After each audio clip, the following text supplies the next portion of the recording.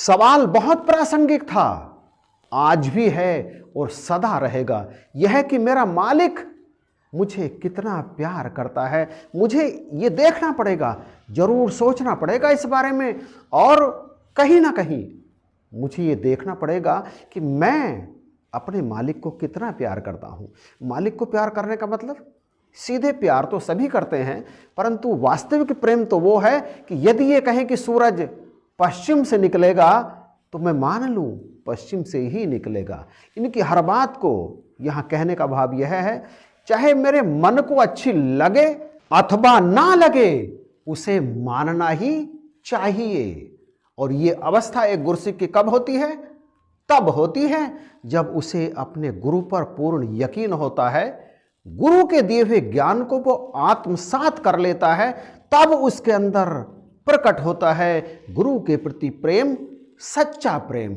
गुरु तो आरंभ से ही अपने गुरुसिखों से प्रेम करते हैं, बस कमी तो गुरुसिख की तरफ से होती है कि उसने अपने गुरु को अपने हृदय में कैसे बसा करके रखा है। प्यारे संतों महापुरुषों, ब्रह्म ज्ञान तो सतगुरु की कृपा से प्राप्त होता है, परंतु इस ब्रह्म ज्ञान पर दृढ़ता आती है प्यारे संतों महापुरुषों का संग करने से।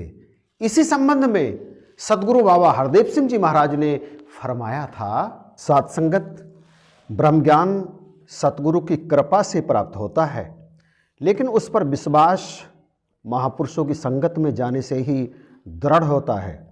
जैसे जैसे हम सत्संग करते हैं वैसे वैसे हमारा मन स्थिर होता जाता है, शांत होता चला जाता है, मन को शक्ति मिलती है, क्योंकि उसको पता लग जाता है कि सर्वशक्तिमान परमात्मा जो निराकार है उसके अंग संग है।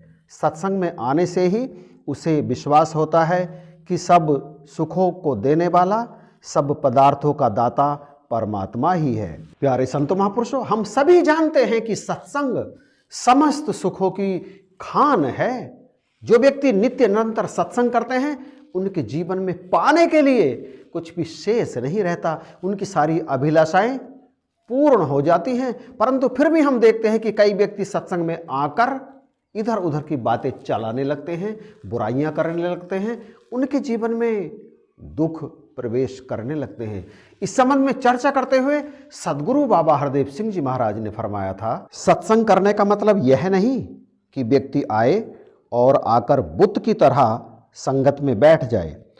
संगत में आने का भाव यह है कि वह बड़े ध्यान से संतों महापुरुषों के विचारों को सुने और फिर घर जाकर एकाग्र मन होकर उन पर गहराई से सोचे। यदि ऐसा लगे कि कोई बात किसी वक्ता ने अपने स्वार्थ से प्रभावित होकर कही है तो उसे छोड़ दे, परंतु जिन बातों में कहने वाले का कोई निजी स्वार्थ ना हो, जो परोपकार के ध्यान में कही गई हो, उन बातों को पूरी तरह से अपने अमल में लाए, अपने जीवन को उनके अनुसार ढाले।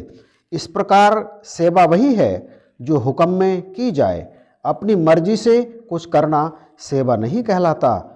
इस प्रकार से सत्संग और सेवा करने वालों को अवश्य सुख प्राप्त होते हैं। प्यारे भाइयों बहनों, मुझे लगता है कि सदगुरु बाबा जी के इन विचारों को सुनकर शायद हमें कुछ और जानने की आवश्यकता नहीं है। सत्संग करें, सेवा करें, सिमरन करें और ब्रह्म ज्ञान को आत्मसात करें। जो बात करनी है इससे करें तो फिर शायद कुछ शेष बचेगा नहीं जीवन में सुख प्राप्त करने के लिए। तो बख्शिश करो, कृपा करो। इस वीडियो के बारे में अपनी राय को कमेंट में ज़रूर बताइएगा। पसंद आया है तो लाइक और शेयर करना इससे बिल्कुल भी मत भूलना। और यदि अभी तक आपने चैनल को सब्सक्राइब नहीं किया है तो प्लीज़ सब्सक्राइब कीजिएगा, ताकि इसी तरह की वीडियो सबसे पहले आपको प्राप्त होती रहे। इन्हीं शब्दों के साथ आप सभी को जय हिंद, नमस्कार और प्यार भरी धन्यवाद।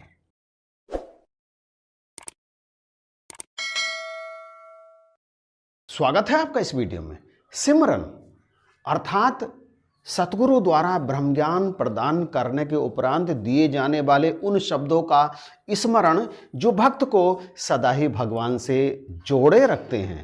उन शब्दों को दोहराने से भक्त का नाता निरंतर अपने इष्ट से जुड़ा रहता है।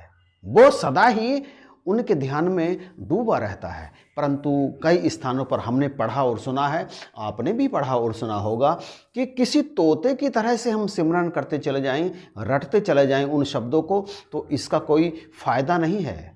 ये बात कई स्थानों पर जरूर जरूर सुनी होगी आपने, परंतु एक ऋषि, एक संत इसके बिल्कुल अलग अपनी राय रखते हैं। उनका कहना है कि बिल्कुल शब्दों का यदि रटन भी किया जाए ना, तो उनका भी प्रभाव होता है, क्योंकि क्रिया की हमेशा ही प्रतिक्रिया होती है। और तमाम उदाहरण देते हुए वे ये कहते हैं कि अगर कोई दुश्मन की तरह से भी अपने इष्ट का नाम लेता है ना, तो उसका भी प्रभाव होता है।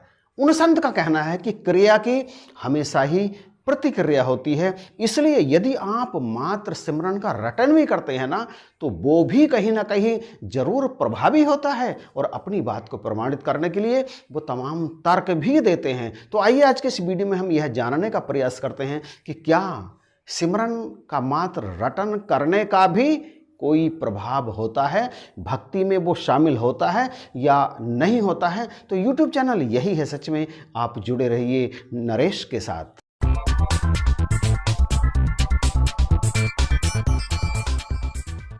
सिमरन कैसे करें, इस बारे में, इस विषय में तमाम संतों महापुरुषों ने अलग अलग तरह से अपनी वाणियों में फरमाया है। कबीर साहब कहते हैं, सिमरन की सुध यूं करो जो गागर पनिहार, हाले डोले सुरत में कहे कबीर विचार। और श्वास श्वास सिमरो गोविंद, मन वाणी की उतरे जींद। उठत बैठत हरि भजो, साधु संग प्रीत, नानक दुर्मत छुट गई, पार ब्रह्म बसे चीत। सांस सुफल सोई जानिए, हरि सिमरन में जाए, और श्वास ऐसे ही गए, कर कर बहुत उपाय, पल पल भजो प्रभु का नाम। उठत बैठत सोबत धियाइए, मार्ग चलत हरे हरि गाइए।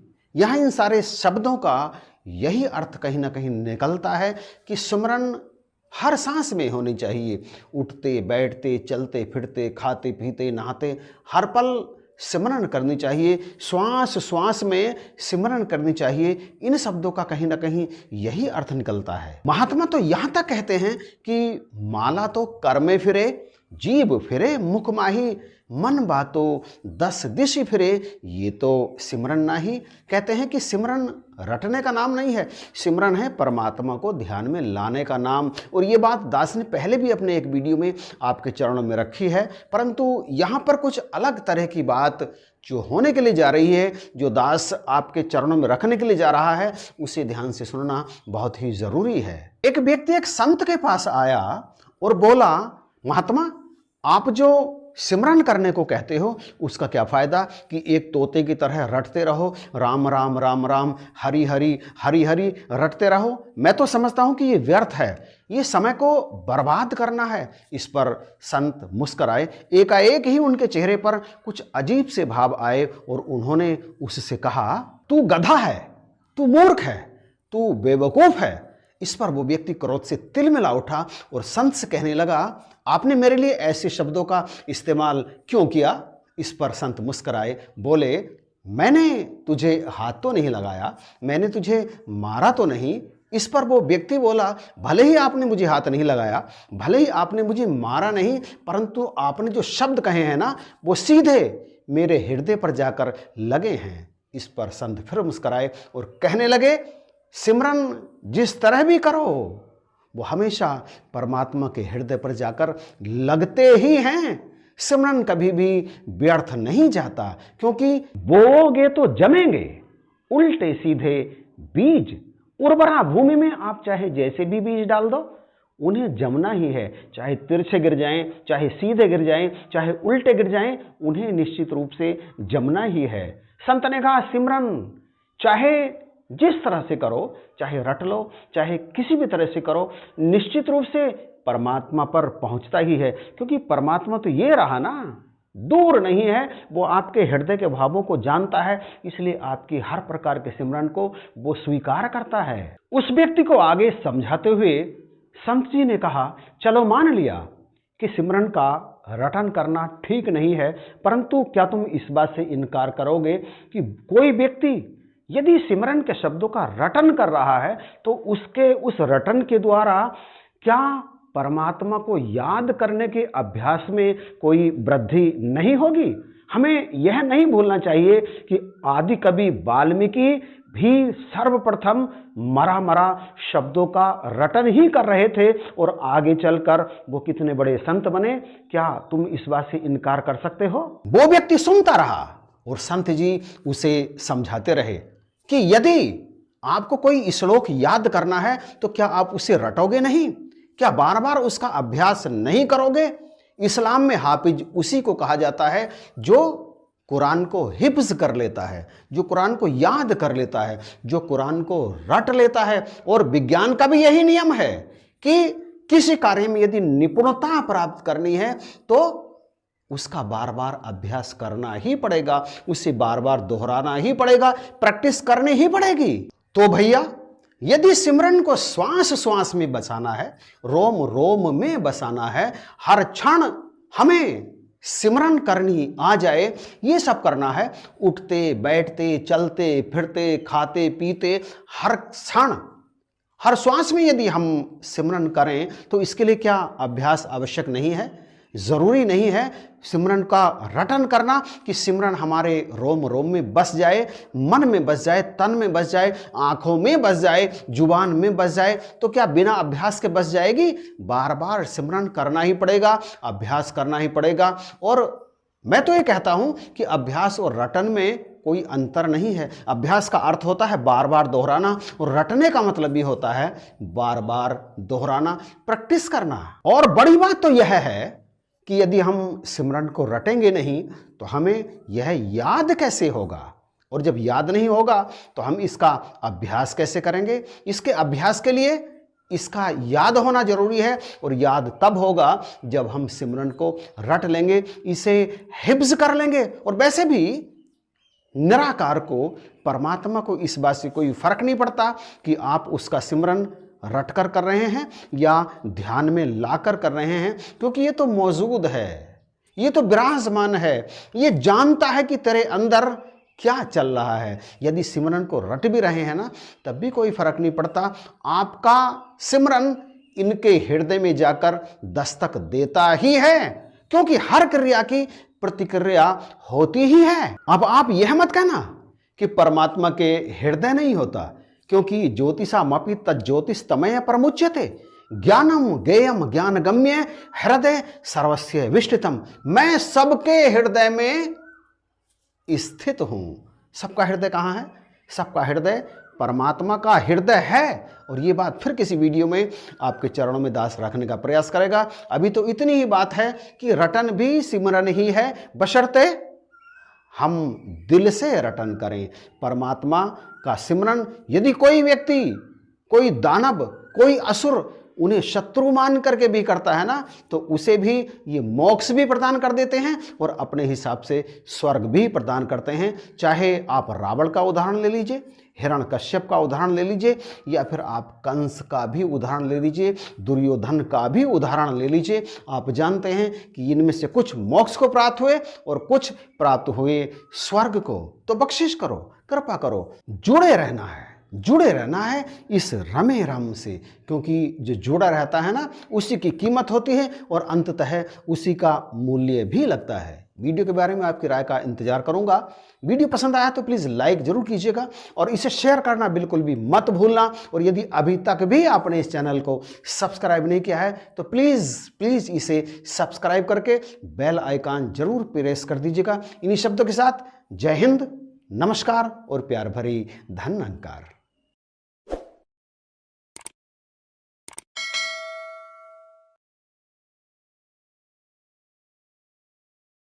आप सभी को दास की प्यार भरी नमस्कार और धन्यवाद। ये संसार सुख और दुख का घर है। आज तक दुनिया में ऐसा कोई भी इंसान पैदा नहीं हुआ जिसके जीवन में केवल और केवल सुख रहे हों, दुख बिल्कुल भी नहीं आए हों। दरअसल दुख सुख दोनों इंसानी जीवन की खूबसूरती हैं।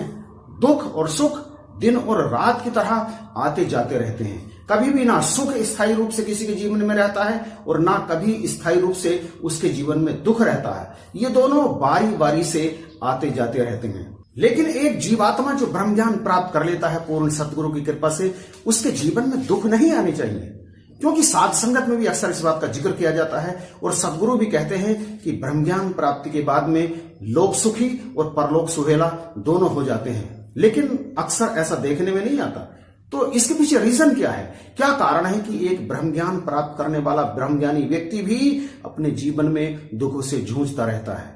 दास के पास तमाम ऐसे कमेंट आते हैं जिसमें महापुरुष लिखते हैं कि भाई साहब जी, हम तो सत्संग भी करते हैं, सेवा भी करते हैं, सिमरन भी करते हैं, फिर भी दुख हमारा पीछा नहीं छोड़ते, सुख हमारे जीवन में नहीं आते, आखिर हम करें तो क्या करें? तो संतो महापुरुष, यदि आपके परिवार में भी ऐसी ही स्थिति है, सुख नहीं मिल पा रहे हैं तमाम सत्संग सेवा सिमरन करने के बाद भी, तो फिर ये वीडियो आपके लिए है। आप इस वीडियो को पूरा देखिए और विचार करिए उन बातों पर कि इस वीडियो में जो बातें बताई गई हैं कहीं आप उनको नजरअंदाज तो नहीं कर रहे हैं। तो आइए वीडियो शुरू करते हैं। गुरसिख, गुरसिख का अर्थ है गुर अर्थात फार्मूले सीखने वाला। जो गुरु से सुखी होने के फॉर्मूले सीख जाता है वो गुरसिख है। शहंशाह बाबा अवतार सिंह जी महाराज कहते हैं, कबीरा सतगुरु क्या करे जो सीखन में चूक। आगे शहंशाह जी कहते हैं, मरीज दवाई तो पूरी मर्यादा से ले पर परहेज का ध्यान न रखे तो दवाई भी बेअसर होने लगती है। इसी तरह सेवा, सुमरन, सत्संग सचमुच ही जीवन को निखार देने वाली दवाइयां हैं।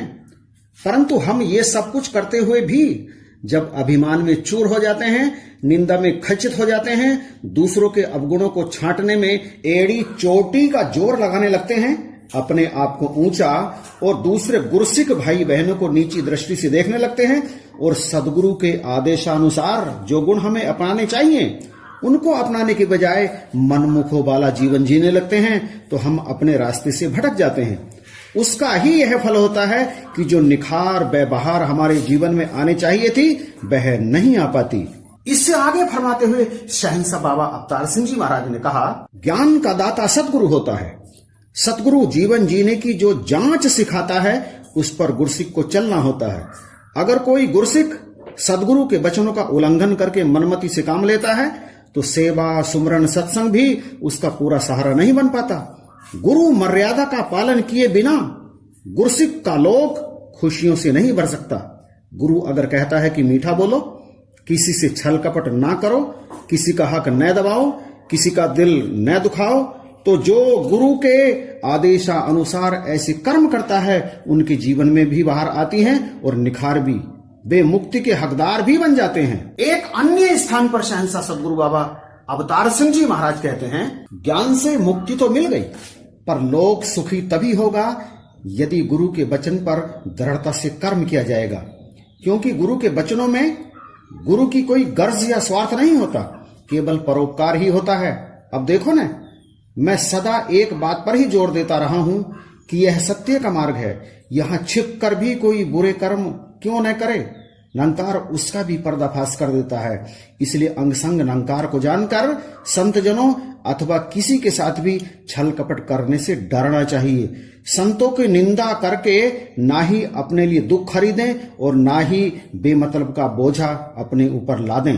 संतों की निंदा करके अपने लिए दुख ना खरीदें। शहंशाह जी ने बिल्कुल स्पष्ट कर दिया कि संत महात्माओं की कभी भी निंदा, उनकी चुगली नहीं करनी चाहिए। शहंशाह जी कहते हैं, संतों की प्रशंसा करना गुरु की मान बढ़ाई है।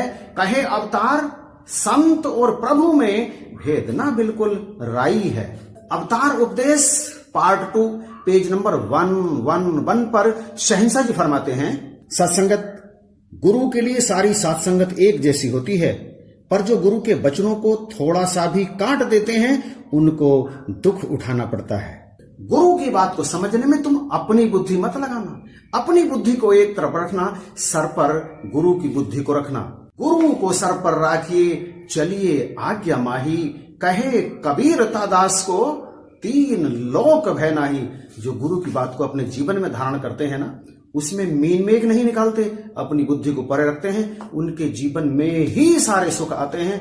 बाकी तो संसार की तरह जीवन जीते चले जाते हैं, दुख भी पाते हैं, सुख भी पाते हैं। लोक सुखी और परलोक सुहेला उन्हीं का होता है जिनके जीवन में पूरी तरह से गुरु का दखल होता है। ये वीडियो आपको कैसा लगा कमेंट और लाइक जरूर करना और इसे अधिक से अधिक शेयर जरूर कर दीजिएगा।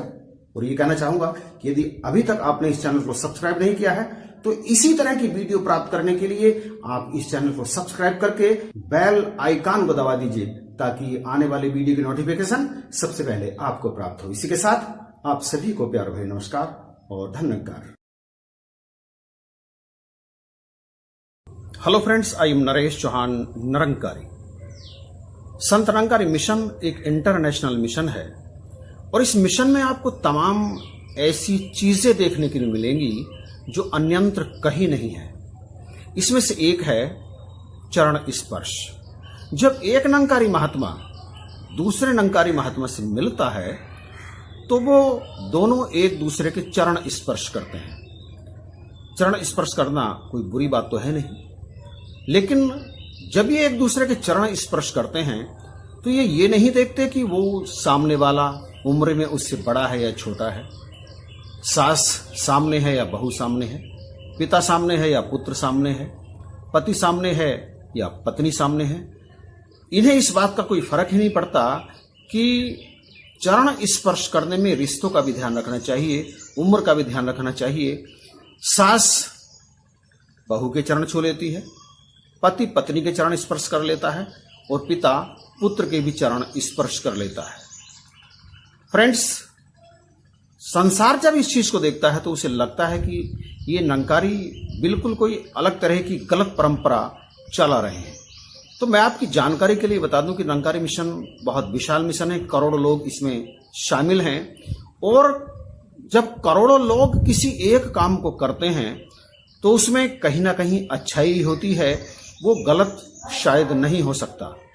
तो लोग जब इस बात को कहते हैं कि ये बात तो समझ में आती है कि पत्नी पति के चरण स्पर्श कर रही है, बहू सास के चरण स्पर्श कर रही है, पुत्र पिता के चरण स्पर्श कर रहा है, लेकिन ये जो उल्टी परंपरा इन्होंने निकाली हुई है ये उल्टी परंपरा बिल्कुल गलत है। तो यहाँ इस वीडियो में इस पर प्रकाश डालना है कि निरंकारी मिशन में ये जो चरण स्पर्श करने की परंपरा है इसमें रिश्ता महत्व नहीं रखता, इसमें उम्र महत्व नहीं रखती और इसमें कोई अन्य चीज महत्व नहीं रखती। आखिर ये निरंकारी ऐसा करते क्यों हैं? क्या सास जब बहू के चरण छूती है तो उसे ये बुरा नहीं लगता? पिता जब पुत्र के चरण छूता है तो उसे क्या ये बुरा नहीं लगता? पति जब पत्नी के चरण छूता है तो क्या उसे बुरा नहीं लगता कि मैं ये गलत कर रहा हूं? क्या है इसके पीछे की सच्चाई? ये बात करने के लिए आज मैं ये वीडियो यहाँ पर बनाने के लिए जा रहा हूं। तो इस वीडियो को आप बड़े ध्यान से देखिएगा और अंत तक देखिएगा। अंत तक देखने के बाद आपको पता चलेगा कि निरंकारी मिशन में ये जो परंपरा है चरण स्पर्श करने की, इसमें कहीं से भी कुछ गलत नहीं है। तो इससे पहले कि मैं वीडियो शुरू करूं, आपसे रिक्वेस्ट करूंगा कि आप प्लीज इस चैनल को सब्सक्राइब कर लीजिएगा और इसी तरह के अलग अलग बिल्कुल पृथक पृथक टॉपिक के वीडियो आपके सामने इस चैनल पर आते रहेंगे। तो एक बार फिर से चैनल को सब्सक्राइब करें और वीडियो को अधिक से अधिक शेयर करें। तो आइए शुरू करते हैं। संत निरंकारी मिशन में एक बहुत बड़े ज्ञान प्रचारक महात्मा है पंडित मोहम्मद अब्दुल गफ्फार खां। उन्होंने अनेकों बार अपने प्रवचनों में ये बात कही है कि निरंकारी जब एक दूसरे के चरण स्पर्श करते हैं तो वो चरण स्पर्श करते हो दरअसल भगवान विष्णु को नमस्कार करते हैं, क्योंकि भगवान विष्णु का निवास स्थान चरण है। उनकी ये बात बिल्कुल मुझे पसंद है, लेकिन मैं उनकी बात को क्लियर करने के लिए इस वीडियो को नहीं बना रहा हूं। छोटी सी क्लिप आप उन प्रवचनों की यहां पर देखिए, उसके बाद आगे बात करते हैं। हर इंसान के चरणों में भगवान विष्णु का निवास स्थान है। विष्णु का मतलब होता है पालन करने वाला, जो हमारी पालना करते हैं उनका निवास स्थान चरण है। इसीलिए तो कहा है बंदो गुरु पद कंज, गुरु के चरण कमलों की वंदना करो। किसी ने नहीं कहा बंदो सिर पद कंज, ऐसा नहीं है किसी हाथ की वंदना हो। चरणों में नमस्कार होती है क्योंकि भगवान विष्णु को नमस्कार हो रही है, इंसान को नहीं, क्योंकि उनका निवास स्थान वही है। तो मत्था कहां टेकेंगे? अगर भगवान विष्णु चरणों में है तो सिर में थोड़ी मत्था टेकेंगे। कहां गए थे? भगवान के चरणों में मत्था टेकने गया था। यही बोलते हैं ना जी? क्यों महाराज? बोल के बताओ ना। हाँ, भगवान के चरणों में ही। कहाँ गए थे? माता के चरणों में मत्था टेकने गया। किसी ने नहीं कहा माता के सिर में मैं मत्था टेक के आया, क्योंकि भगवान का चरण है स्थान, चरण ही स्थान है। विष्णु भगवान का निवास स्थान चरण है, और उन्हीं की कृपा से हम आए हैं यहां पर, वरना हम आ नहीं सकते। लोगों को गलती लग जाती है। अब हम तो भगवान को नमस्कार करते हैं, लेकिन अब हमको प्यास लगे, भाई साहब पानी ले आना, वो कहेंगे पानी लाओ जी, जल्दी करो, पानी ले आओ भाई साहब जी, पानी ले आओ, पानी पानी। महापुरुषों को पानी चाहिए, पानी पानी है, गिलास का कहीं जिक्र नहीं। पानी पानी यहां तक आएगा, हमारे पास तक पानी, और पानी पी लूंगा, ऐसा गिलास रख दो। अब पानी पी लिया तो गिलास हो गया, उसके पहले वो पानी पानी था, जिक्र गिलास का नहीं था। अरे माध्यम वही है, उसके बगैर वो आ नहीं सकता। भगवान का स्थान चरण है, उसके बगैर कहीं नमस्कार हो नहीं सकती। मोहम्मद गफ्फार जी की बात से मैं पूरी तरह से सहमत हूं। उनकी बात अपनी जगह ठीक है, लेकिन सोचता हूं कि कितने निरंकारी हैं जो ये सोच करके सामने वाले के चरणों में धन्यवाद करते हैं कि वो दरअसल भगवान विष्णु को नमस्कार कर रहे हैं, क्योंकि उनका स्थान चरण है। मुझे लगता है कि 2-4% को छोड़ करके बाकी ऐसा जानते ही नहीं है और ना ही ऐसा करते हैं। दरअसल निरंकारी मिशन में एक दूसरे महात्मा को सम्मान देने के लिए यह एक तरीका है, यह एक ढंग है, और यह ढंग गलत भी नहीं है, क्योंकि ये तो जब ज्ञान दिया जाता है, अच्छी तरह से समझा दिया जाता है कि ये जो ज्ञान दिया जा रहा है, ये जो ज्ञान है निरंकार का, ये शरीर को ज्ञान नहीं है, ये आत्मा को परमात्मा का ज्ञान दिया जा रहा है, और इस ज्ञान को आत्मा ही ग्रहण कर सकता है, शरीर का इससे कोई संबंध नहीं है। और जब एक निरंकारी दूसरे निरंकारी के चरण स्पर्श करता है, तो वो दरअसल एक आत्मा दूसरे आत्मा को नमस्कार करता है, उसका अभिवादन करता है, क्योंकि आत्मा न आता है, न जाता है, न पैदा होता है, न मरता है। आत्मा अजर अमर अविनाशी है। न आत्मा बड़ा है, न आत्मा छोटा है, न आत्मा नया है, न आत्मा पुराना है। ये बात तो भगवान श्री कृष्ण ने गीता में स्वयं कही कि न जायते मरियते बा कदाचिन नायम भूतबा भविता बा न भूय है अजो नित्य शाश्वतोयम पुराणो न हन्यते हन्यमाने शरीरे, कि शरीर का नाश होने पर भी आत्मा का नाश नहीं होता। तो दरअसल निरंकारी महात्मा जब एक दूसरे के चरण स्पर्श करते हैं, तो हकीकत यह है कि वो शरीर को नमस्कार नहीं होती, वो नमस्कार होती है, वो अभिवादन होता है, वो सम्मान होता है सामने वाले शरीर में रहने वाली आत्मा का। और आत्मा, जैसा कि अभी बताया, वो न छोटी होती है न बड़ी होती है। आत्मा का दूसरी आत्मा से कोई सांसारिक रिश्ता नहीं होता। और वैसे मैं आपको बता दूं कि निरंकारी मिशन में ये कोई बाध्यता नहीं है कि वो एक दूसरे के चरण छुए स्पर्श करें। न ही ज्ञान देते हुए ये प्रण लिया जाता है कि आज के बाद आपको एक दूसरे के चरण स्पर्श करने ही है। दरअसल ये सारे के सारे निरंकारी ऐसा जो करते हैं वो अपनी मर्जी से करते हैं। एक निरंकारी जब दूसरे निरंकारी के चरण स्पर्श करता है, तो वो निरंकारी उसके चरण स्पर्श करने के लिए अपने आप ही सजग हो जाता है, बाध्य हो जाता है। तो आगे बात शुरू करें। अब हम अपनी भारतीय संस्कृति को लें। भारतीय संस्कृति में इंसान के शरीर को मंदिर कहा गया है, ऐसा मंदिर जिसमें परमात्मा रहता है। तमाम दूसरे मिशन और स्वयं भारतीय संस्कृति में कहा जाता है कि परमात्मा को ढूंढने के लिए कहीं बाहर जाने की आवश्यकता नहीं है, वो तो आपके अंदर है, वो आपके शरीर में रहता है, उसे अपने अंदर तलाश करो। तो सत्संगत कहने का भाव क्या है कि इस शरीर में जिसमें स्वयं परमात्मा रहता है, तो क्या परमात्मा ये देखता है कि ये छोटा शरीर है, मैं इसमें नहीं रहूं, ये बड़ा शरीर है, मैं इसमें नहीं रहूं, ये बच्चे का शरीर है, मैं इसमें नहीं रहूं, ये पत्नी का शरीर है, मैं इसमें नहीं रहूं, ये पति का शरीर है, मैं इसमें नहीं रहूं। और भी आप सोच सकते हैं, क्या परमात्मा ऐसा सोचता है? परमात्मा तो शरीर में है। इस शरीर को मंदिर की संज्ञा दी गई है जिसमें परमात्मा रहता है। तो यदि सांसारिक दृष्टि से भी देखा जाए, भारतीय संस्कृति की दृष्टि से भी देखा जाए, तो चाहे पत्नी का शरीर है चाहे पति का शरीर है, परमात्मा तो दोनों के शरीर में है। पति के शरीर में है परमात्मा, क्या पत्नी के शरीर में नहीं है? पति के शरीर में परमात्मा है तो इसलिए पत्नी उस शरीर के चरण स्पर्श करती है, और पति नहीं करता कि पत्नी के शरीर में परमात्मा नहीं रहता। दरअसल है तो दोनों शरीरों में, चाहे वो पिता का शरीर हो चाहे पुत्र का शरीर हो, माता का शरीर हो चाहे बेटी का शरीर हो, किसी का भी शरीर हो, वो मंदिर है, उसमें परमात्मा रहता है। तो कहां गलत है? आप कह सकते हैं कि उम्र भी तो कोई मायने रखती है, रिश्ता भी तो कोई मायने रखता है। तो ठीक है, ये बात ठीक है कि रिश्ता कोई मायने रखता है, लेकिन निरंकारी मिशन में सबसे पहला रिश्ता है भक्त और भगवान का। और भगवान सब शरीरों में है, हर घट में मौजूद है कि हर घट मेरा साइया। अब आप इसे एक उदाहरण से समझिए। आप किसी मंदिर में पूजा करने के लिए जाते हैं, पूजा की थाली सजाते हैं, धूप दीप नैवेद्य, धूप बत्ती अगरबत्ती जो भी आप पूजा की सामग्री लेकर के जाते हैं, मंदिर में आप पहुंच जाते हैं। आप ध्यान दीजिए इस बात पर कि जिस मंदिर में आप गए हैं उसके प्रांगण में और भी तमाम मंदिर मौजूद हैं। कुछ छोटे मंदिर मौजूद हैं, कुछ बड़े मंदिर मौजूद हैं, कुछ नए मंदिर मौजूद हैं, कुछ पुराने मंदिर मौजूद हैं, और कुछ मंदिरों की उम्र मध्य है, अर्थात कुछ मंदिर तो 100 साल पुराने हैं, कुछ मंदिर अभी 2 साल पहले ही बने हैं, और 2-4 मंदिर ऐसे हैं जो 50 साल पहले बने हैं।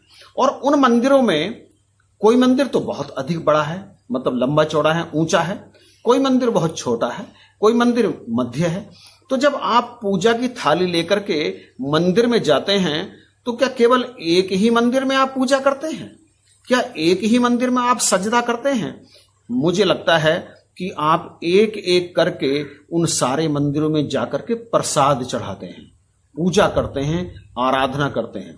तो मुझे बताइए, विचार करके कमेंट में बताइए इस बात को कि जब आप ऐसा करते हैं तो आप क्या आपके मन में ये बात आती है कि ये जो मंदिर बड़ा है, पुराना वाला है, जिसकी ज्यादा उम्र है, मैं तो इसी मंदिर में पूजा करूंगा। छोटे वाले जो कल ही बने हैं, जो कुछ बरस ही पहले बने हैं, मैं उनमें पूजा नहीं करूंगा। क्या आप ऐसा विचार करते हैं या कभी आपने ऐसा किया है? जब एक सांसारिक पूजा करने के लिए हम मंदिरों में जाते हैं तो फिर एक एक मंदिर में जाकर के हम आराधना करते हैं, पूजा करते हैं। उस समय तो ना हम मंदिर की उम्र देखते हैं, ना हम मंदिर का साइज देखते हैं, ना कुछ और देखते हैं, वहां केवल पूजा करने के लिए जाते हैं।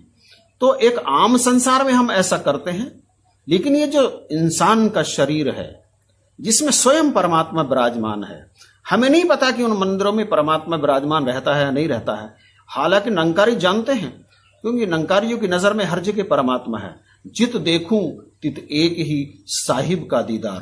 परमात्मा सर्वत्र है, मौजूद है, घट घट में मौजूद है, हर किसी के पास मौजूद है, अंदर भी मौजूद है, बाहर भी मौजूद है।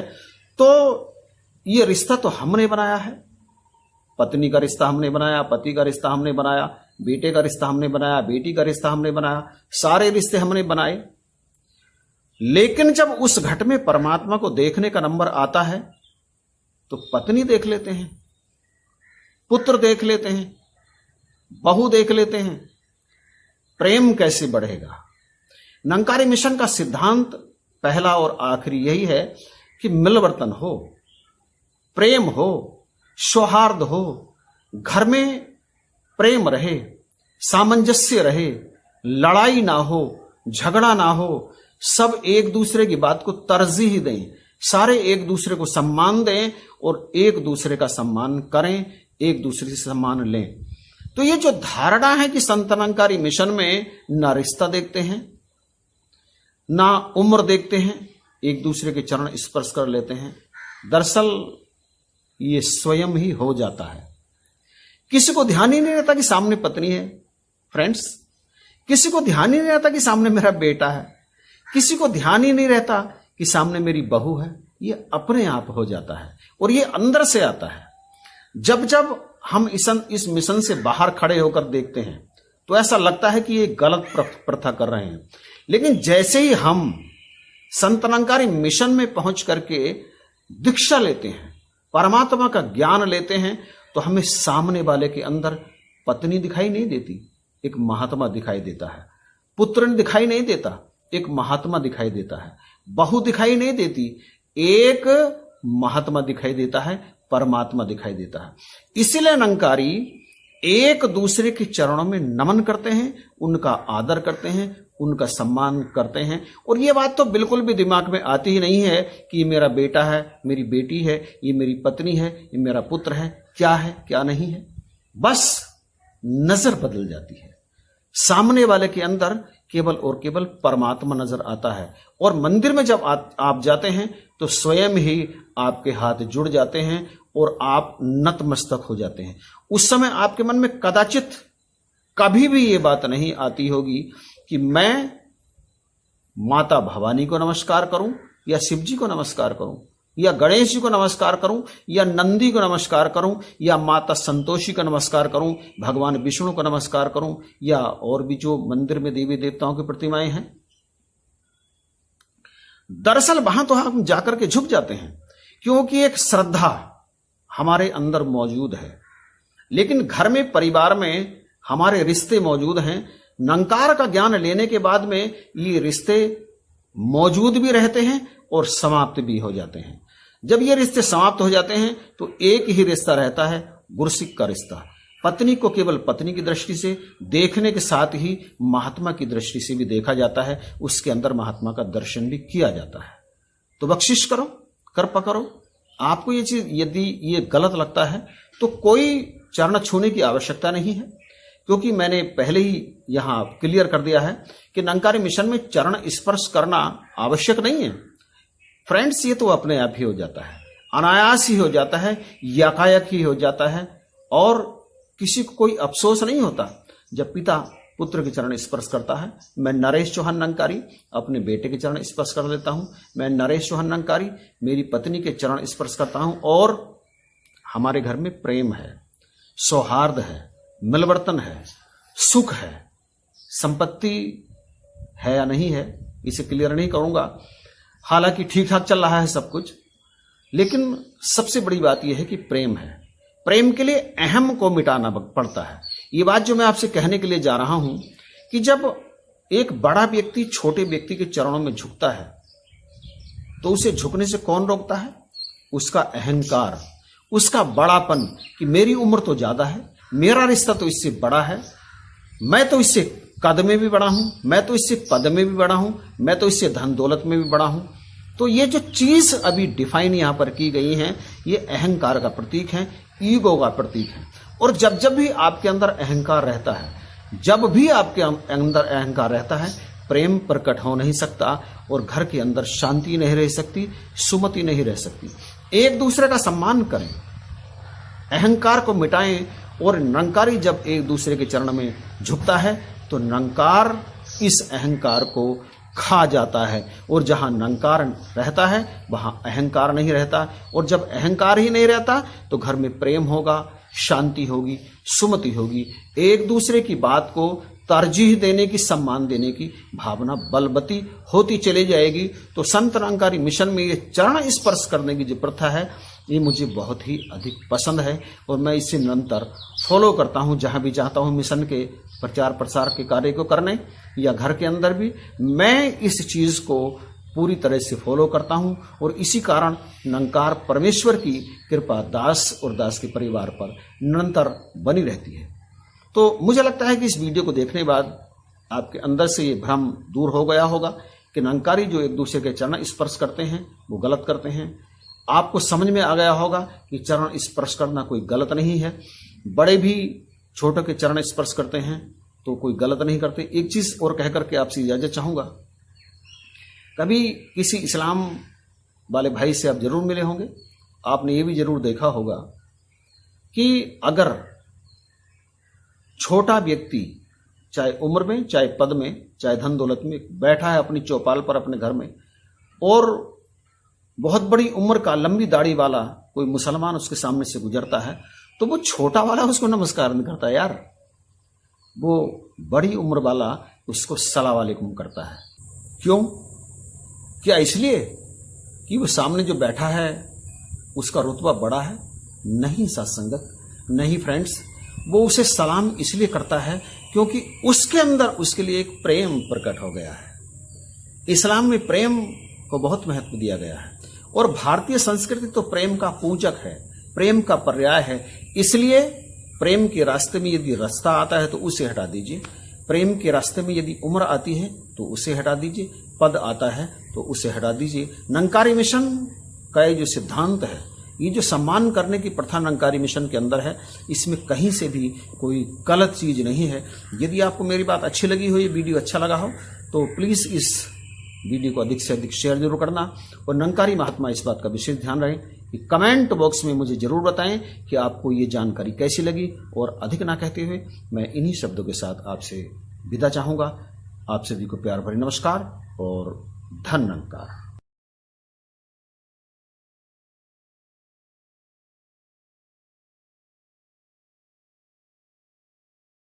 Hello friends, I am Naresh Chauhan, Nirankari. Sant Nirankari mission एक इंटरनेशनल मिशन है और इस मिशन में आपको तमाम ऐसी चीजें देखने के लिए मिलेंगी जो अन्यंत्र कहीं नहीं है। इसमें से एक है चरण स्पर्श। जब एक निरंकारी महात्मा दूसरे निरंकारी महात्मा से मिलता है तो वो दोनों एक दूसरे के चरण स्पर्श करते हैं। चरण स्पर्श करना कोई बुरी बात तो है नहीं, लेकिन जब ये एक दूसरे के चरण स्पर्श करते हैं तो ये नहीं देखते कि वो सामने वाला उम्र में उससे बड़ा है या छोटा है, सास सामने है या बहू सामने है, पिता सामने है या पुत्र सामने है, पति सामने है या पत्नी सामने है। इन्हें इस बात का कोई फर्क ही नहीं पड़ता कि चरण स्पर्श करने में रिश्तों का भी ध्यान रखना चाहिए, उम्र का भी ध्यान रखना चाहिए। सास बहू के चरण छू लेती है, पति पत्नी के चरण स्पर्श कर लेता है और पिता पुत्र के भी चरण स्पर्श कर लेता है। फ्रेंड्स, संसार जब इस चीज को देखता है तो उसे लगता है कि ये निरंकारी बिल्कुल कोई अलग तरह की गलत परंपरा चला रहे हैं। तो मैं आपकी जानकारी के लिए बता दूं कि निरंकारी मिशन बहुत विशाल मिशन है, करोड़ों लोग इसमें शामिल हैं। और जब करोड़ों लोग किसी एक काम को करते हैं तो उसमें कहीं ना कहीं अच्छाई होती है, वो गलत शायद नहीं हो सकता। तो लोग जब इस बात को कहते हैं कि ये बात तो समझ में आती है कि पत्नी पति के चरण स्पर्श कर रही है, बहू सास के चरण स्पर्श कर रही है, पुत्र पिता के चरण स्पर्श कर रहा है, लेकिन ये जो उल्टी परंपरा इन्होंने निकाली हुई है, ये उल्टी परंपरा बिल्कुल गलत है।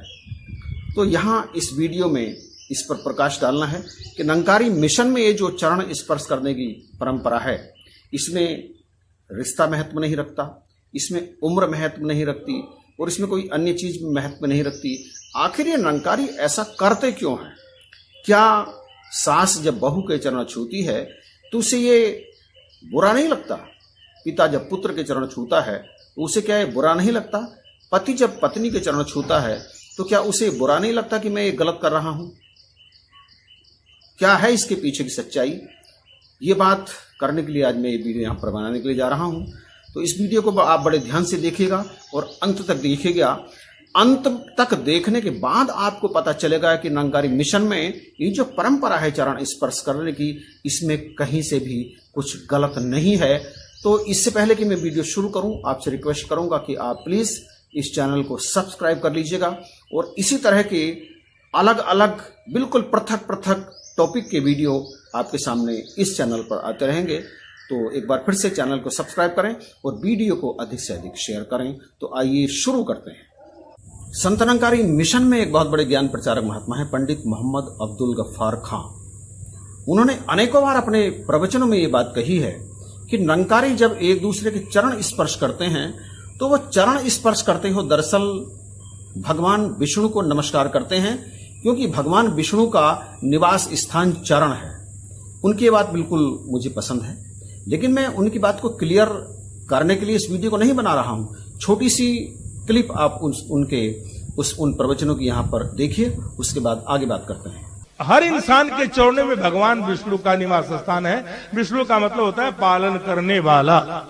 जो हमारी पालना करते हैं उनका निवास स्थान चरण है। इसीलिए तो कहा है बंदो गुरु पद कंज, गुरु के चरण कमलों की वंदना करो। किसी ने नहीं कहा बंदो सिर पद कंज, ऐसा नहीं है। किसी हाथ की वंदना हो, चरणों में नमस्कार होती है, क्योंकि भगवान विष्णु को नमस्कार हो रही है, इंसान को नहीं, क्योंकि उनका निवास स्थान वही है। तो मत्था कहां टेकेंगे? अगर भगवान विष्णु चरणों में है तो सिर में थोड़ी मत्था टेकेंगे।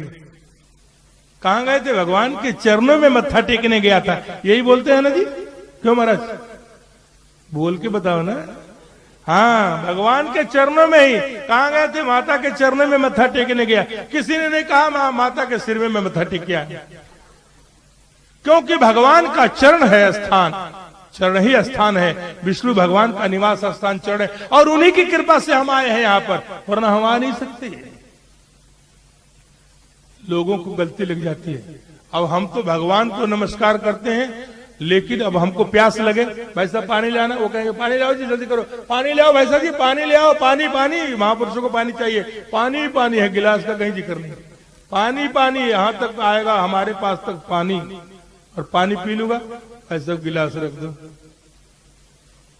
अब पानी पी लिया तो गिलास हो गया, उसके पहले वो पानी पानी था, जिक्र गिलास का नहीं था। अरे माध्यम वही है, उसके बगैर वह नहीं सकता। भगवान का स्थान चरण है, उसके बगैर कहीं नमस्कार हो नहीं सकती। मोहम्मद गफ्फार जी की बात से मैं पूरी तरह से सहमत हूं। उनकी बात अपनी जगह ठीक है, लेकिन सोचता हूं कि कितने निरंकारी हैं जो ये सोचकर के सामने वाले के चरणों में धन्यवाद करते हैं कि वो दरअसल भगवान विष्णु को नमस्कार कर रहे हैं, क्योंकि उनका स्थान चरण है। मुझे लगता है कि 2-4% को छोड़ करके बाकी ऐसा जानते ही नहीं है और ना ही ऐसा करते हैं। दरअसल निरंकारी मिशन में एक दूसरे महात्मा को सम्मान देने के लिए यह एक तरीका है, यह एक ढंग है, और यह ढंग गलत भी नहीं है, क्योंकि ये तो जब ज्ञान दिया जाता है, अच्छी तरह से समझा दिया जाता है कि ये जो ज्ञान दिया जा रहा है, ये जो ज्ञान है निरंकार का, ये शरीर को ज्ञान नहीं है, ये आत्मा को परमात्मा का ज्ञान दिया जा रहा है, और इस ज्ञान को आत्मा ही ग्रहण कर सकता है, शरीर का इससे कोई संबंध नहीं है। और जब एक निरंकारी दूसरे निरंकारी के चरण स्पर्श करता है, तो वो दरअसल एक आत्मा दूसरे आत्मा को नमस्कार करता है, उसका अभिवादन करता है, क्योंकि आत्मा न आता है, न जाता है, न पैदा होता है, न मरता है। आत्मा अजर अमर अविनाशी है। न आत्मा बड़ा है, न आत्मा छोटा है, न आत्मा नया है, न आत्मा पुराना है। ये बात तो भगवान श्री कृष्ण ने गीता में स्वयं कही कि न जायते मरियते बा कदाचिन्नायम भूतबा भविता बा न भूय है, अजो नित्य शाश्वतोयम पुराणो न हन्यते हन्यमाने शरीरे, कि शरीर का नाश होने पर भी आत्मा का नाश नहीं होता। तो दरअसल निरंकारी महात्मा जब एक दूसरे के चरण स्पर्श करते हैं, तो हकीकत यह है कि वो शरीर को नमस्कार नहीं होती, वो नमस्कार होती है, वो अभिवादन होता है, वो सम्मान होता है सामने वाले शरीर में रहने वाली आत्मा का। और आत्मा, जैसा कि अभी बताया, वो न छोटी होती है न बड़ी होती है। आत्मा का दूसरी आत्मा से कोई सांसारिक रिश्ता नहीं होता। और वैसे मैं आपको बता दूं कि निरंकारी मिशन में ये कोई बाध्यता नहीं है कि वो एक दूसरे के चरण छुएं, स्पर्श करें। न ही ज्ञान देते हुए ये प्रण लिया जाता है कि आज के बाद आपको एक दूसरे के चरण स्पर्श करने ही हैं। दरअसल ये सारे के सारे निरंकारी ऐसा जो करते हैं वो अपनी मर्जी से करते हैं। एक निरंकारी जब दूसरे निरंकारी के चरण स्पर्श करता है, तो वो निरंकारी उसके चरण स्पर्श करने के लिए अपने आप ही सजग हो जाता है, बाध्य हो जाता है। तो आगे बात शुरू करें। अब हम अपनी भारतीय संस्कृति को लें।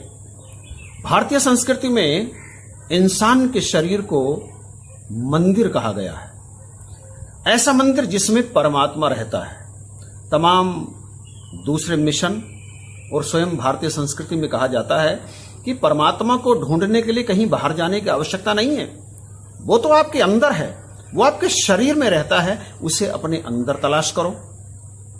तो सत्संगत कहने का भाव क्या है कि इस शरीर में जिसमें स्वयं परमात्मा रहता है, तो क्या परमात्मा ये देखता है कि ये छोटा शरीर है, मैं इसमें नहीं रहूं, ये बड़ा शरीर है, मैं इसमें नहीं रहूं, ये बच्चे का शरीर है, मैं इसमें नहीं रहूं, ये पत्नी का शरीर है, मैं इसमें नहीं रहूं, ये पति का शरीर है, मैं इसमें नहीं रहूं। और भी आप सोच सकते हैं क्या परमात्मा ऐसा सोचता है? परमात्मा तो शरीर में है, इस शरीर को मंदिर की संज्ञा दी गई है जिसमें परमात्मा रहता है। तो यदि सांसारिक दृष्टि से भी देखा जाए, भारतीय संस्कृति की दृष्टि से भी देखा जाए, तो चाहे पत्नी का शरीर है चाहे पति का शरीर है, परमात्मा तो दोनों के शरीर में है। पति के शरीर में है परमात्मा, क्या पत्नी के शरीर में नहीं है? पति के शरीर में परमात्मा है तो इसलिए पत्नी उस शरीर के चरण स्पर्श करती है, और पति नहीं करता कि पत्नी के शरीर में परमात्मा नहीं रहता।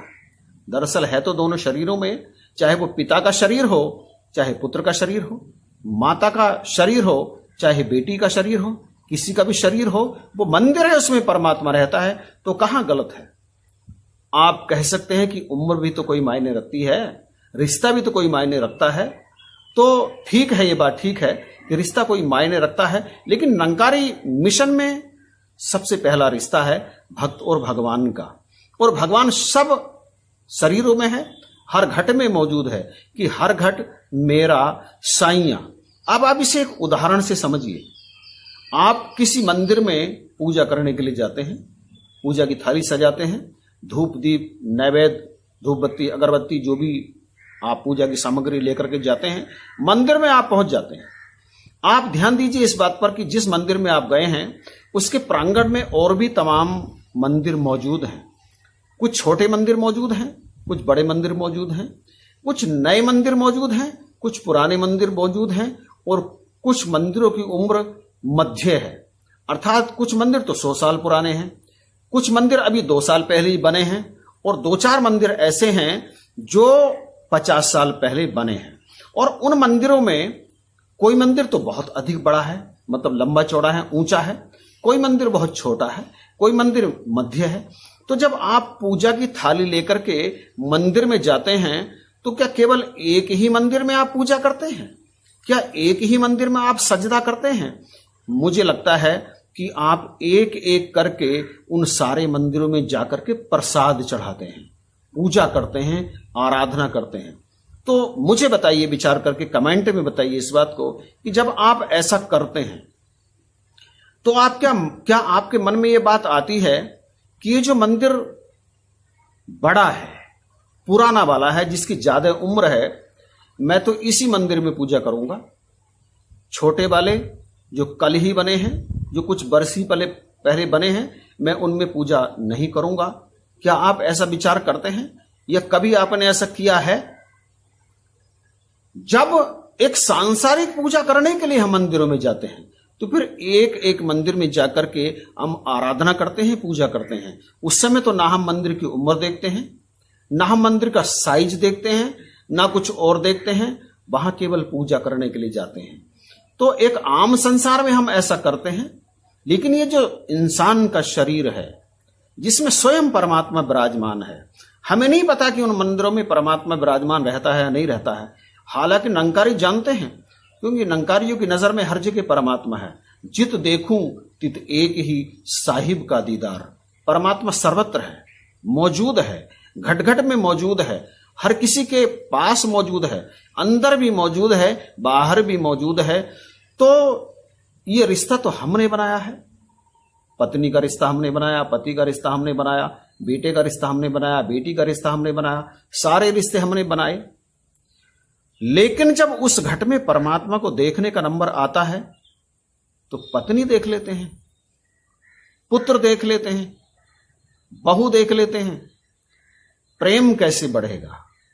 निरंकारी मिशन का सिद्धांत पहला और आखिरी यही है कि मिलवर्तन हो, प्रेम हो, सौहार्द हो, घर में प्रेम रहे, सामंजस्य रहे, लड़ाई ना हो, झगड़ा ना हो, सब एक दूसरे की बात को तरजीह दें, सारे एक दूसरे को सम्मान दें और एक दूसरे का सम्मान करें, एक दूसरे से सम्मान लें।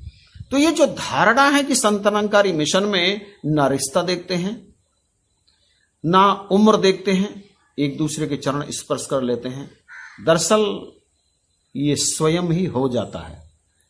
किसी को ध्यान ही नहीं रहता कि सामने पत्नी है। फ्रेंड्स, किसी को ध्यान ही नहीं रहता कि सामने मेरा बेटा है, किसी को ध्यान ही नहीं रहता कि सामने मेरी बहू है। ये अपने आप हो जाता है और ये अंदर से आता है। जब जब हम इस मिशन से बाहर खड़े होकर देखते हैं तो ऐसा लगता है कि ये गलत प्रथा कर रहे हैं। लेकिन जैसे ही हम संत निरंकारी मिशन में पहुंच करके दीक्षा लेते हैं, परमात्मा का ज्ञान लेते हैं, तो हमें सामने वाले के अंदर पत्नी दिखाई नहीं देती, एक महात्मा दिखाई देता है। पुत्र दिखाई नहीं देता, एक महात्मा दिखाई देता है। बहू दिखाई नहीं देती, एक महात्मा दिखाई देता है, परमात्मा दिखाई देता है। इसलिए निरंकारी एक दूसरे के चरणों में नमन करते हैं, उनका आदर करते हैं, उनका सम्मान करते हैं। और ये बात तो बिल्कुल भी दिमाग में आती ही नहीं है कि ये मेरा बेटा है, मेरी बेटी है, ये मेरी पत्नी है, ये मेरा पुत्र है क्या नहीं है। बस नजर बदल जाती है, सामने वाले के अंदर केवल और केवल परमात्मा नजर आता है। और मंदिर में जब आप जाते हैं तो स्वयं ही आपके हाथ जुड़ जाते हैं और आप नतमस्तक हो जाते हैं। उस समय आपके मन में कदाचित कभी भी ये बात नहीं आती होगी कि मैं माता भवानी को नमस्कार करूं, या शिव जी को नमस्कार करूं, या गणेश जी को नमस्कार करूं, या नंदी को नमस्कार करूं, या माता संतोषी को नमस्कार करूं, भगवान विष्णु को नमस्कार करूं, या और भी जो मंदिर में देवी देवताओं की प्रतिमाएं हैं। दरअसल वहां तो हम जाकर के झुक जाते हैं, क्योंकि एक श्रद्धा हमारे अंदर मौजूद है। लेकिन घर में, परिवार में हमारे रिश्ते मौजूद हैं। निरंकार का ज्ञान लेने के बाद में ये रिश्ते मौजूद भी रहते हैं और समाप्त भी हो जाते हैं। जब ये रिश्ते समाप्त हो जाते हैं तो एक ही रिश्ता रहता है, गुरसिक का रिश्ता। पत्नी को केवल पत्नी की दृष्टि से देखने के साथ ही महात्मा की दृष्टि से भी देखा जाता है, उसके अंदर महात्मा का दर्शन भी किया जाता है। तो बख्शिश करो, कृपा करो। आपको ये चीज यदि ये गलत लगता है तो कोई चरण छूने की आवश्यकता नहीं है, क्योंकि मैंने पहले ही यहां क्लियर कर दिया है कि निरंकारी मिशन में चरण स्पर्श करना आवश्यक नहीं है। फ्रेंड्स, ये तो अपने आप ही हो जाता है, अनायास ही हो जाता है, यकायक ही हो जाता है, और किसी को कोई अफसोस नहीं होता जब पिता पुत्र के चरण स्पर्श करता है। मैं नरेश चौहान निरंकारी अपने बेटे के चरण स्पर्श कर लेता हूं। मैं नरेश चौहान निरंकारी मेरी पत्नी के चरण स्पर्श करता हूं, और हमारे घर में प्रेम है, सौहार्द है, मिलवर्तन है, सुख है। संपत्ति है या नहीं है इसे क्लियर नहीं करूंगा, हालांकि ठीक ठाक चल रहा है सब कुछ, लेकिन सबसे बड़ी बात यह है कि प्रेम है। प्रेम के लिए अहम को मिटाना पड़ता है। ये बात जो मैं आपसे कहने के लिए जा रहा हूं कि जब एक बड़ा व्यक्ति छोटे व्यक्ति के चरणों में झुकता है तो उसे झुकने से कौन रोकता है? उसका अहंकार, उसका बड़ापन कि मेरी उम्र तो ज्यादा है, मेरा रिश्ता तो इससे बड़ा है, मैं तो इससे कद में भी बड़ा हूं, मैं तो इससे पद में भी बड़ा हूं, मैं तो इससे धन दौलत में भी बड़ा हूं। तो ये जो चीज अभी डिफाइन यहां पर की गई है, ये अहंकार का प्रतीक है, ईगो का प्रतीक है।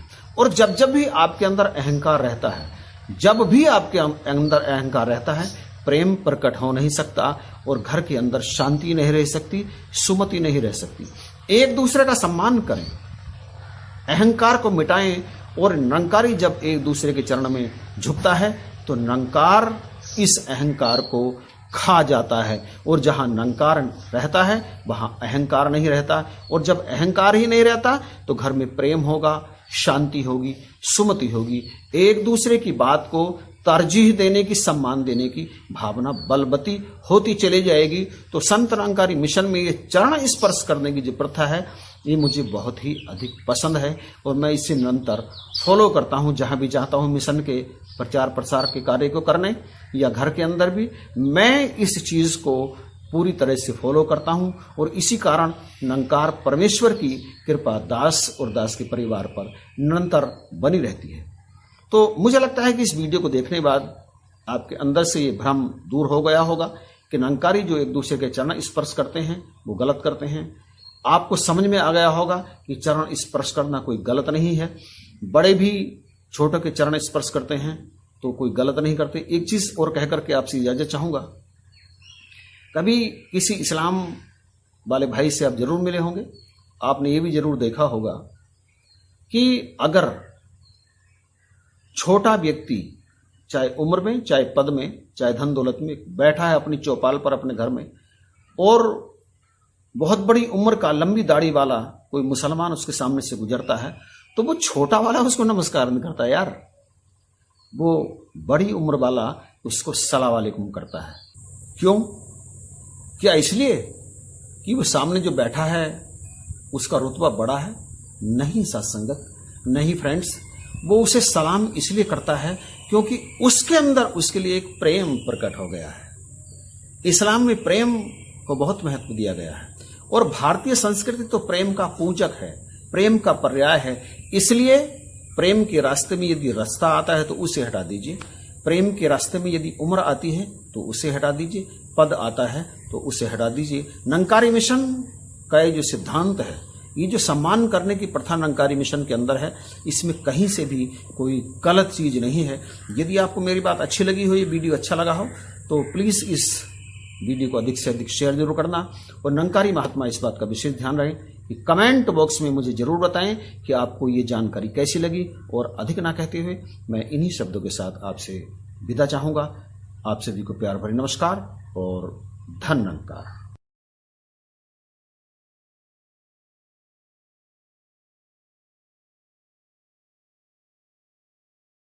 प्यारे संत महापुरुषों, मंदिर में श्रद्धालुओं की बहुत भीड़ थी। प्रसाद वितरण का कार्य चल रहा था और संत जी स्वयं अपने हाथ से प्रसाद बांट रहे थे। कतार बहुत लंबी थी। उसी समय एक छोटा सा बालक आया, उसने संत जी के आगे अपना हाथ फैलाया और संत जी ने बाकी श्रद्धालुओं को प्रसाद देना रोक कर उस बच्चे के हाथ पर प्रसाद रख दिया। बालक चला गया। संत जी फिर से प्रसाद बांटने लगे और थोड़ी देर के बाद में बालक फिर से आ गया। संत जी के आगे उसने हाथ फैलाया। संत जी ने बाकी श्रद्धालुओं को रोक कर फिर से बालक को प्रसाद दे दिया। 2-3 बार जब ऐसा हुआ तो दूर से देख रहे एक श्रद्धालु ने संत जी से कहा, संत जी, वह बालक बार बार आपसे प्रसाद लेने के लिए आ रहा है और आप दूसरी साथ संगत को प्रसाद देना रोक कर हर बार उस बालक को प्रसाद दे रहे हैं। बड़े प्यार से और संगत को प्रसाद लेने के लिए इंतजार करना पड़ रहा है। क्या ऐसा करना उचित है? इस पर संत जी मुस्कुराए, बोले, तुम नहीं जानते, मेरे द्वारा दिया गया वह प्रसाद वह बालक मंदिर के पीछे खड़े दूसरे श्रद्धालुओं को दे रहा है। याद रखना, जब तक वह ऐसा करता रहेगा तब तक मैं लगातार उसे प्रसाद देता रहूंगा। प्यारे संत महापुरुषों, क्या ईश्वर ऐसा नहीं करते?